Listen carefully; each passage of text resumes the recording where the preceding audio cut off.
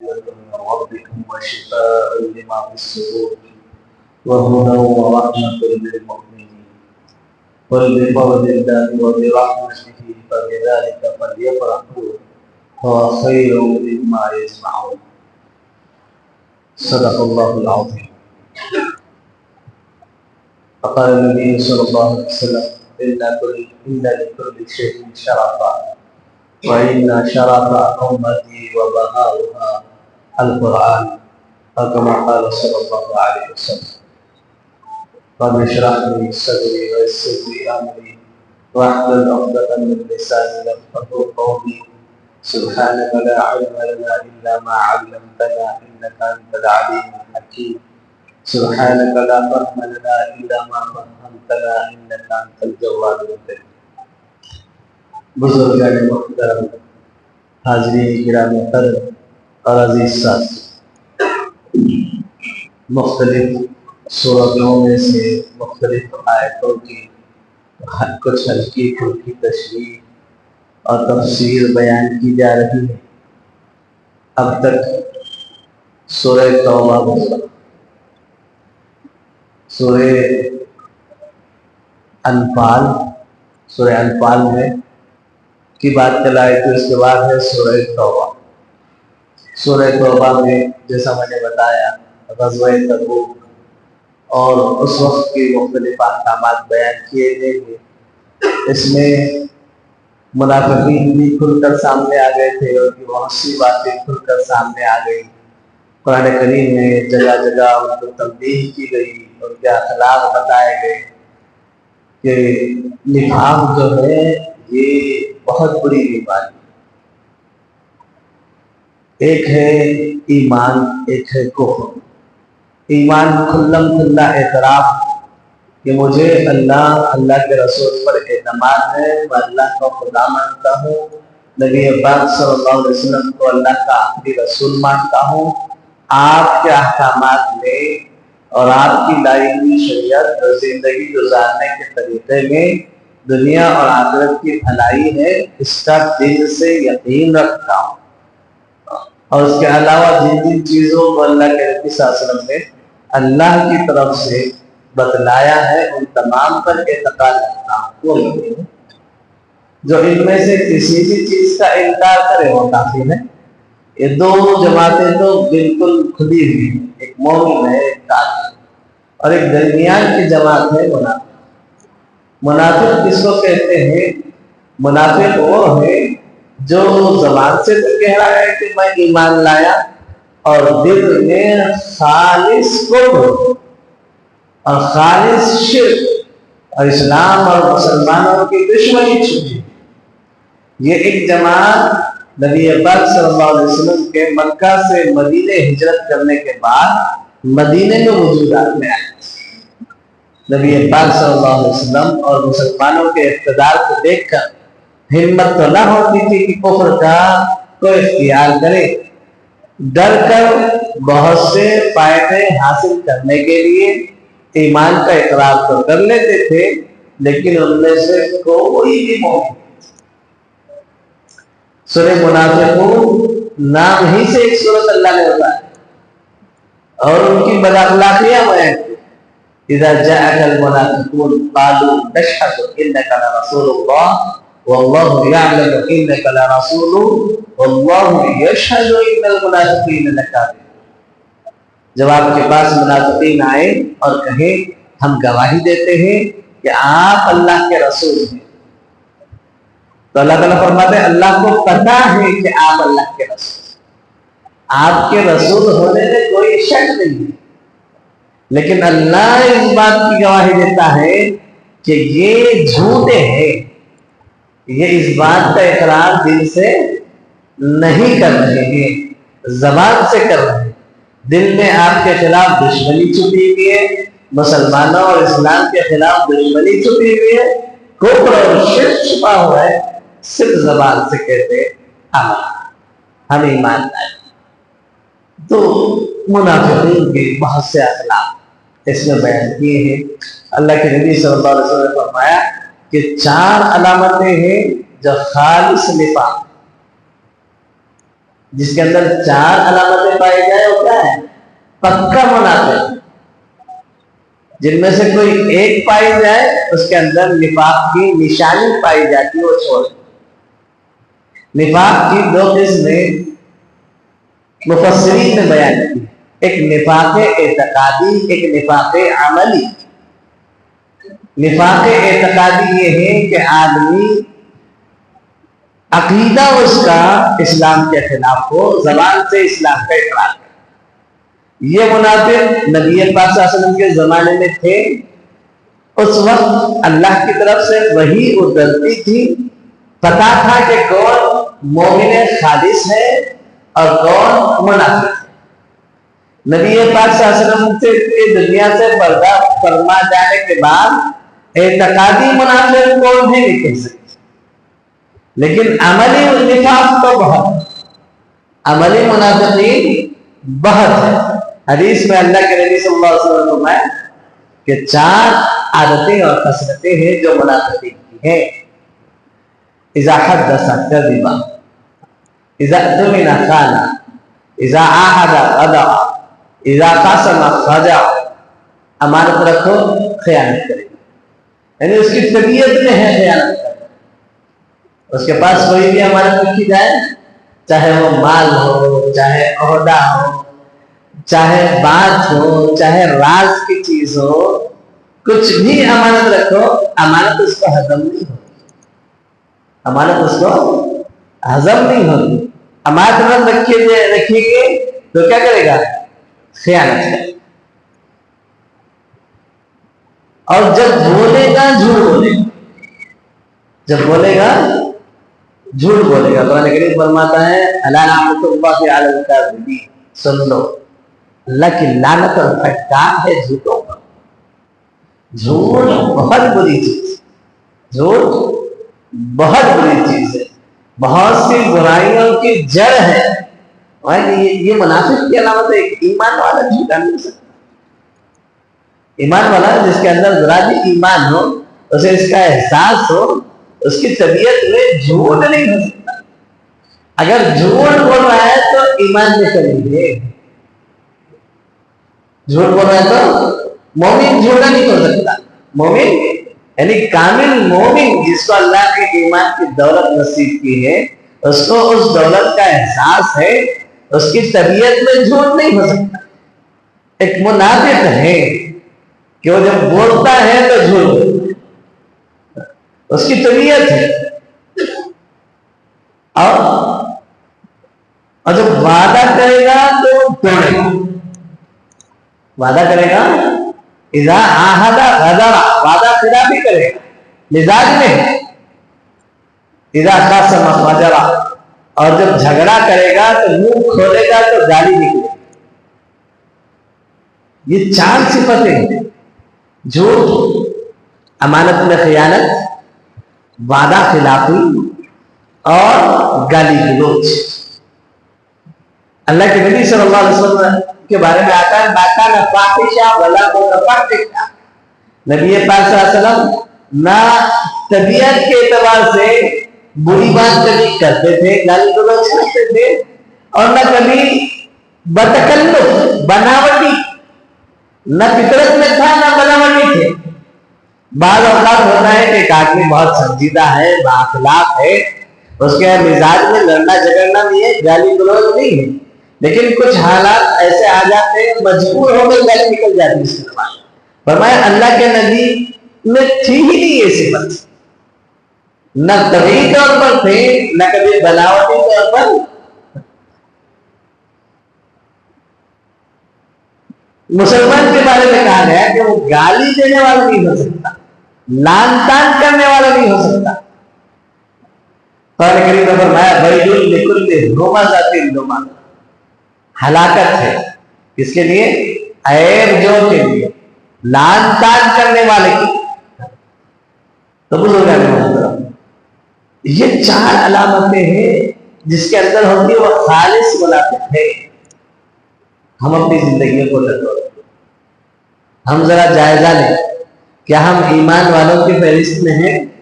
نعوذ باللہ منافقین کی فہرست میں سے ہیں.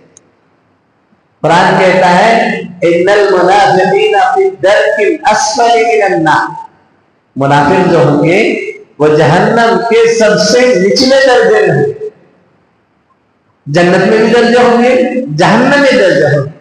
جنت کے درجوں کو درجات کہا جاتا ہے اور جہنم کے درجوں کو درکات کہا جاتا ہے.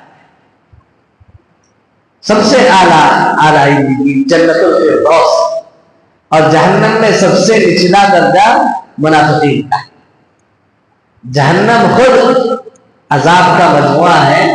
جہنم کا لفظ ہی انسان کو کیا ہے، کام دینے کے لیے کافی ہے. اب اس میں بھی سب سے نچلا درجہ تاکہ ان منافقین کو ڈالا جائے. اس طرح ڈالا جائے گا. اسی سورت میں اللہ تعالیٰ فرماتے ہیں منافقین کے بارے میں وَإِذَا قَامُوا إِلَى الصَّلَاةِ قَامُوا كُسَالَىٰ يُرَاءُونَ النَّاسَ وَلَا يَذْكُرُونَ اللَّهَ إِلَّا قَلِيلًا. ان کی حالت تو دیکھو، جب یہ نماز میں کھڑے ہوتے ہیں سستی سے کھڑے ہوتے ہیں، دل سے نہیں پڑھتے، کیونکہ ان کو اعتقاد ہی نہیں، ایمان ہی نہیں. اب دکھاوے کے لیے کہیں ہمارا نفاق سمجھ میں نہ آ جائے، سب کے ساتھ مل کر کھڑے ہو جاتے، پڑھتے ہیں، لیکن حالت دیکھیں گے تو سمجھ میں آ جائے گی کہ یہ مومن نہیں. مومن کیسے نماز پڑھتا ہے؟ جب رکعت باندھتا ہے تو دنیا و ما فیہا سے بے خبر ہو جاتا ہے. وہ اپنے آپ کو یوں سمجھتا ہے کہ اللہ کی بارگاہ میں حاضر، بس حساب دینا ہے، اللہ سوال کر رہے ہیں، جواب دیں. اور منافق کی حالت کیا ہے؟ کھڑتا ہے وَإِذَا قَامُوا إِلَى الصَّلَاةِ قَامُوا كُسَالَىٰ، نماز میں کھڑا ہوتا ہے تو سستی سے، کاہلی سے کھڑا ہوتا ہے. وَلَا يَذْكُرُونَ اللَّهَ إِلَّا قَلِيلًا، اور اللہ کا ذکر کرتا ہی نہیں، تھوڑا بہت دکھانے کے لیے. آج ہماری نمازیں کیسی ہوتی؟ مشکل سے آگے ایک تو نماز پڑھنا ہے مشکل. شریعت نے 5 نمازیں فرض کی ہے اور ہماری شریعت الگ الگ ہے. کسی کے نزدیک 8 دن کی ایک نماز پڑھ رہے ہیں، کسی کے یہاں جب دل میں آئے تب پڑھ رہے، کسی کے یہاں دن کی 2-3 نمازیں ہیں. ایسا ہے. آج دیکھیے رمضان کا موقع ہے، الحمدللہ مسجد میں تاخیر ہو جاتی ہے. اگر آپ جماعت کھڑنے کے وقت آئیں گے تو نیچے آپ کو جگہ نہیں ملے گی، اوپر جانا پڑے گا. اور جیسے ہی عید کے چاند کا اعلان ہوگا پتہ نہیں سب کہاں چلے جائیں. عام دنوں میں آ کر دیکھیے فجر کی نماز حالانکہ دیر سے ہوتی ہے. عام دنوں میں نماز کیا ہوتی ہے؟ دیر سے ہوتی ہے، نیند اچھی کر کے آئے. اور رمضان میں جلدی ہوتی ہے، وقت شروع ہوتے ہی ہو جاتی ہے. رمضان میں جس وقت نماز ہوتی ہے عام دنوں میں اس وقت اذان ہوتی ہے یہ نہیں. جس وقت نماز ہوتی ہے عام دنوں میں کیا ہوتی ہے؟ اذان ہوتی ہے. ذرا آرام سے نیند پوری کر کے آئے، بات کرنا ہے. لیکن اس کے باوجود کیا حال ہوتا ہے ہماری مساجد کا؟ 2 3 4. ایک تو نماز پڑھنے والے بہت کم، 10% ہوں گے امت میں، ہے یا نہیں؟ یہ بھی کچھ زیادہ ہے. 10% ہوں گے جو پابندی سے 5 وقت کی نماز پڑھتے ہیں. اور باقی جتنے بچے اس میں کس کو شمار کیا جائے؟ نبی پاک صلی اللہ علیہ وسلم کے منافقین بھی جو ہے وہ نماز چھوڑتے نہیں تھے، پڑھتے تھے، سستی سے پڑھتے تھے. اور ہم سستی سے بھی نہیں پڑھتے، اور ہمیں اس چھوڑنے کا احساس بھی نہیں ہوتا کہ یہ بھی کوئی گناہ ہے، نافرمانی ہے. نماز کا چھوڑنا بہت بڑا گناہ ہے. زنا گناہ ہے، اس سے بڑھ کر نماز کا چھوڑنا. چوری کرنا گناہ ہے، اس سے بڑھ کر نماز کا چھوڑنا. جتنی برائیاں ہیں سب برائیوں سے بڑھ کر نماز کا چھوڑنا. ہم اپنا جائزہ لیں، اپنی زندگیوں کو درست کریں، صحیح معنوں میں مومن بنانے کی کوشش کریں. رمضان ایک مہینہ آتا ہے جو انسان کو اس بات کی ٹریننگ دیتا ہے کہ وہ اللہ سے کس طرح ڈرے، اللہ کے احکامات پر کیسے عمل پیرا ہو. شیاطین سب بند کر دیے جاتے ہیں، چھٹ چھٹا کر سب آ جاتے ہیں. جیسے ہی شیاطین چھوٹتے ہیں سب چلے جاتے ہیں. بھائی کم از کم 1 مہینے کی مشق کا اثر تو ہونا چاہیے. ایک تو نماز کو آتے نہیں، اور آتے ہیں تو بھاگے بھاگے اخیر میں آتے. جمعہ کی نماز کو دیکھ لیں، جب بیان شروع ہوتا ہے تو کتنے ہوتے؟ پہلی سب ہوتی، اور وہ بھی بکھری ہوئی. خطیب صاحب بیٹھ کر دیواروں میں تقریر کرتے. کس کو کرتے ہیں؟ چٹائیوں کو سناتے ہیں، محراب کو سناتے ہیں، اور کیا کہتے ہیں اس کو، پلروں کو سناتے ہیں. اب جب ان کو سناتے ہیں تو پھر لوگ آنا صحیح کہہ رہا ہوں غلط کہہ رہے ہیں؟ پوری مسجد. اور جب امام صاحب بیان ختم کرتے ہیں دوڑے ہوئے آتے ہیں، اور جب سنتوں سے فارغ ہو کر خطبہ ختم کرتے ہیں پھر اور دوڑ کے آتے. بہت سے لوگ تو وہ ہوتے ایسی جگہ تلاش کرتے ہیں جہاں بیان ہی نہ ہو. جمعہ کا ایک دن ہے، پہلے زمانے میں اللہ کا کرم ہے، احسان ہے، نبی پاک صلی اللہ علیہ وسلم کی دعاؤں کا صدقہ ہے، مسلمانوں کے لیے بہت سی آسانیاں پیدا کی. پہلے زمانوں میں یہ تھا کہ جن لوگوں کو جس دن خاص عبادت کا ہوتا تھا اس سارے دن میں کوئی دنیاوی کام کرنے کی اجازت نہیں تھی، کوئی کاروبار کرنے کی اجازت نہیں تھی. اللہ کا احسان ہے کہ مسلمانوں کو تو سارا دن کام کرنے کی اجازت ہے. ہاں جمعہ کی اذان ہو اب نہیں. اذا نودي للصلاة من يوم الجمعة فاسعوا إلى ذكر الله وذروا البيع. جب جمعہ کی اذان ہو جائے تو پھر اللہ کے ذکر کی طرف دوڑو اور خریدو فروخت کو چھوڑ دو. اب کاروبار کرنا حرام ہے، ناجائز ہے، اللہ کی نافرمانی ہے. نماز کے لیے تیاری کرنی چاہیے. اور پھر جمعہ کے اہتمام میں یہ ہے کہ جلدی پہنچو. مہینے کا ایک دن ہے، یہ ہفتے کا ایک دن ہے. پورا ہفتہ آدمی دنیا کے جھمیلوں میں، مصروفیات میں غافل ہو جانا ہے اللہ سے.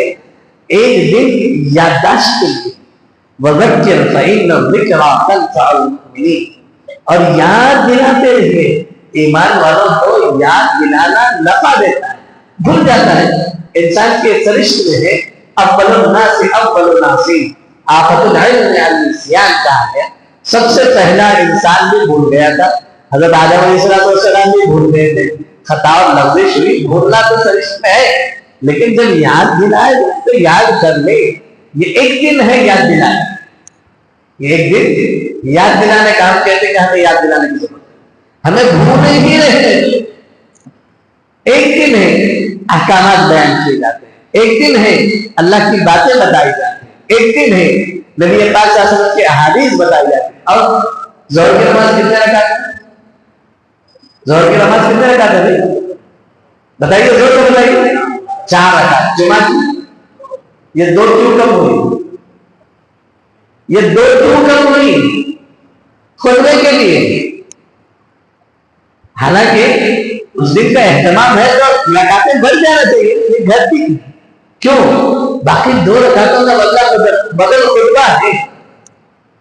باقی 2 رکعتوں کا بدل خطبہ ہے.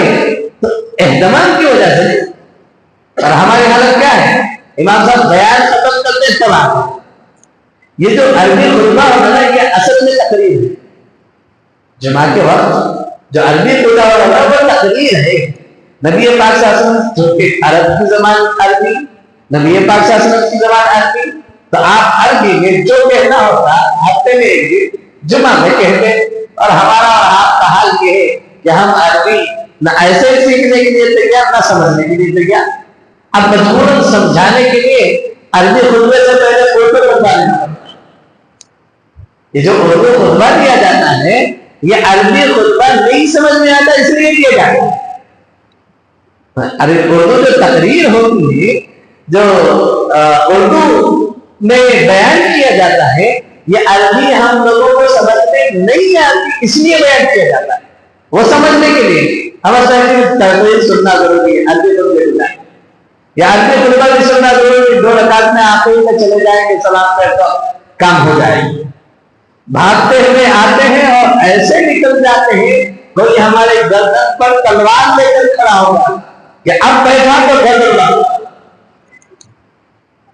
ایسی حالت ہوتی. حدیث میں اللہ کے نبی صلی اللہ علیہ وسلم نے فرمایا ایمان والا مسجد میں ایسا ہوتا ہے, ایسا سکون اس کو ملتا ہے جیسے مچھلی کو پانی میں ملتا ہے. مچھلی کہاں سکون کہاں رہتی ہے, زندہ کہاں رہتی ہے؟ پانی میں. پانی سے اس کو نکال دیا جائے گا, پھر نکالتے ہی تڑپنا شروع کر دیتی, 2-4 منٹ تڑپتی ہے, پھر پانی نہ ملے تو جان دے. فرمایا ایمان والا ایسا ہے مسجد میں جا کر یوں سکون محسوس کرتا ہے جیسے مچھلی پانی میں جا کر. حدیث میں فرمایا گیا کہ 7 قسم کے لوگوں کو کل قیامت کے دن اللہ تعالیٰ اپنے سائے میں جگا دے گا. اس کے ان میں سے ایک وہ ہے رجل قلبہ معلق بالمساجد, ایک وہ آدمی ہے جس کا دل مسجد سے اٹکا ہوا, یعنی ہمیشہ مسجد تو وہ بنی ہے, مسجد میں نماز پڑھتا ہے پھر چلے جاتا ہے, ذمہ داریاں ہیں, کمانا ہے, بیوی بچوں کو تیار کرنا ہے, معاش کی فکر کرنا ہے, لیکن جاتا وہ ہے دل یہاں چھوڑ کر جاتا ہے. اور فکر ہے کہیں ظہر کی نماز پڑھی اثر کا وقت تو نہیں ہوگا, کہیں جماعت تو نہ چھوٹ جائے, کہیں سنتوں تو نہ چھوٹ جائے, تو ہمیشہ کہیں ٹائم تو نہیں ہوگا, اذان کا وقت تو نہیں ہوگا. ہے باہر, جسم باہر ہے, دل کہاں ہے؟ مسجد میں لگا ہوا. ایسے کو خوشخبری سنائی گئی رجل معلق بالمساجد, وہ شخص جس کا دل مسجد میں اٹکا ہوا ہو, کل قیامت کی سخت ترین دھوپ میں اللہ تعالیٰ اپنے عرش کے سائے کے نیچے جگہ ہے. اور منافق کا حال کیا ہے؟ وہ ایسا ہوتا مسجد میں جیسا پرندہ پنجرے میں ہے. پرندے کو پکڑ کر پنجرے میں ڈال دو پھڑپڑاتے رہتا ہے, اسے سکون نہیں ہوتا, پنجرا توڑا بھاگنے کے لیے تیار. اور ہمارا حال وہی مسجد میں مشکل سے آتے, رکعت 2 رکعت 4 رکعت, سلام دیتے السلام علیکم ورحمۃ اللہ, السلام علیکم ورحمۃ اللہ, یوں کر سے آتے, واپس چہرہ پھیرنا نہیں. بہت سے ایسے ہوتے ہیں, ہاں کچھ لوگوں کی ضرورتیں ہوتی ہیں, کچھ لوگوں کی مجبوریاں ہوتی ہیں, وہ الگ بات ہے. گھر میں کوئی بیمار ہے, کوئی سخت ضرورت پیش آئی ہے, پھر بھی نماز کو آ گیا, جماعت نہ چھوٹ جائے اور فوراً بھاگتا ہے, الگ بات ہے. والد صاحب بیمار تھے, کینسر کے مریض تھے, آخری اسٹیج تھا, بہت سخت حالت تھی ایک رمضان میں, نماز میں کھڑتا تھا تو بے چینی ہو جاتی. نماز میں اگر فون بچتا تو رکعت توڑ کر بھاگنے کی نوبت آئی. یہاں آپریشن کر کے گلا کا حصہ نکال دیا گیا تھا اور سانس کے لیے یہاں پیر ڈالا گیا, اور کبھی اس میں بلغم آ کر اٹک جاتا تو سانس روکنا شروع ہو جاتی. کسی کے خوابوں میں نہیں آتا تھا اس کو صاف کرنا, اس کو درست کرنا, جب تک میں نہ پہنچا. تو ایسے کئی مرتبہ احوال ہوتے, نماز میں پڑھا ہو, کھڑا ہوا ہو اور فون آیا, اتنی تیزی سے بھاگا کہ مجھے اپنی جان کی فکر. ایک مرتبہ فون گھر میں چھوڑ کر آ گیا, فجر کی نماز ہے, حالت خراب ہو گئی, بچے کو بھیجا گیا, بچہ پتا نہیں چلا, لگا جیسے ہی سلام پھیرا ہو بچہ کھڑا ہوا. ایسی حالتیں ہوتی ہیں. اللہ ان لوگوں کو غریب رحمت کرے, ہمارے والدین کو. تو بہرحال یہ الگ بات ہے, استثنائی صورت ہے, ہر ایک کے ساتھ یہ حالت نہیں ہوتی. لیکن جیسے ہی سلام پھیرا جاتا ہے یوں بھاگتے ہیں بھیڑ اٹھ کر, جیسا کہ ان کو کیا کیا گیا ہے, خیر میں رکھ دیا گیا, گردن پر دروازے میں کھڑے ہوئے کہ اب اگر بیٹھا تو اللہ تعالیٰ. اب نماز پڑھنے والے نمازیوں کے لیے تیار نہیں کرتے, ان کو چڑ ہوگی کہ یہ نماز میں کیوں کھڑے ہیں. ہم میں سے ہر ایک اپنا جائزہ لے کہ یہ میری حالت ہے, کہ یہ میری حالت ہے. میں مسلمان ہوں کہ منافق ہوں. وَإِذَا قَامُوا إِلَى الصَّلَاةِ قَامُوا كُسَالَىٰ يُرَاءُونَ النَّاسَ وَلَا يَذْكُرُونَ اللَّهَ إِلَّا قَلِيلًا. جب منافقین نماز کو کھڑے ہوتے ہیں تو سستی سے, ایک تو یہ حالت ہے, اور دوسری نماز کو کھڑتے ہیں تو کیا حالت ہے, جسم یہاں ہے, دماغ سارا بازار. کبھی اتفاق سے امام صاحب سے غلطی ہو جائے, آپس میں اختلاف ہو جاتا ہے, کہتا دو رکعت نہیں کہتا نہیں بنا. امام صاحب کو کبھی کبھی اللہ ماشاءاللہ سال 2 سال میں کبھی غلطی ہو گئی اتفاق سے, تو پیچھے اختلاف ہو جاتا ہے, کوئی کہتا 2 رکعت نہیں, کوئی غلطی نہیں. تو تھے ہی نہیں نا، انہیں پتہ ہی نہیں، یہ ہماری گاڑی تو امام صاحب کھینچ کے چل رہے ہیں، ہمیں کچھ پڑھنا نہیں، کچھ کرنا نہیں. یہ نفاق کی علامت ہے. ہم اپنے حالات کو درست کریں، ہم اپنی نمازوں کو درست کریں، اپنے معاملات کو درست کریں. سورہ توبہ میں بکثرت منافقین کا ذکر کیا گیا. یہ اسی لیے کیا گیا کہ یہ جو عادتیں ہوں گی وہ منافقین کی ہوں گی. ایمان والوں تم یہ عادتیں مت اپناؤ. اللہ تبارک و تعالیٰ توفیق عمل نصیب فرمائے، کامل ایمان نصیب فرمائے. نفاق اور نفاق کی عادتوں، کثرتوں، نشانیوں سے ہم سب کی حفاظت فرمائے. وآخر دعوانا